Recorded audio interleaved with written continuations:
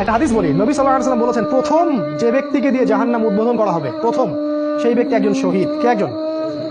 এই কথাটা শুনলে আবু হুরায়রা রাদিয়াল্লাহু আনহু ফিট লেগে পড়ে যেতেন। এই হাদিসটা যখন তিনি বলতেন, বর্ণনা করতেন, তখন অজ্ঞান হয়ে পড়ে যেতেন। প্রথম জাহান্নাম উদ্বোধন করা হবে তাকে, যাকে দিয়ে সে একজন শহীদ।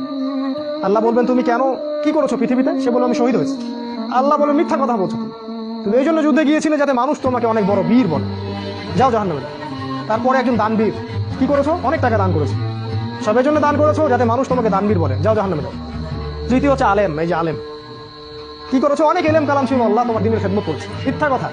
এই জন্যই করেছো, মানুষ তোমাকে বক্তা বলবে, কারি বলবে, আলেম বলবে, এই জন্য তুমি এইসব অর্জন করেছো, যাও জাহান্নামে যাও। এই জায়গায় আমার একটা ক্ষোভ আছে, কারণ আমরা আমাদের জীবনে একটা লম্বা সময় এইসব হেদায়েত থেকে বঞ্চিত ছিলাম। আমাদেরকে এগুলো কেউ শিখায়নি, স্কুলে না, কলেজে না, মাদ্রাসায় না, বিশ্ববিদ্যালয়ে, কোথাও না।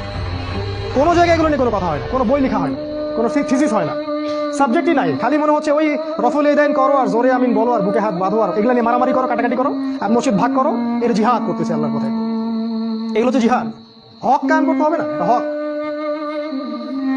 আল্লাহ বুঝদান করুক, আল্লাহ। এই হচ্ছে অবস্থা।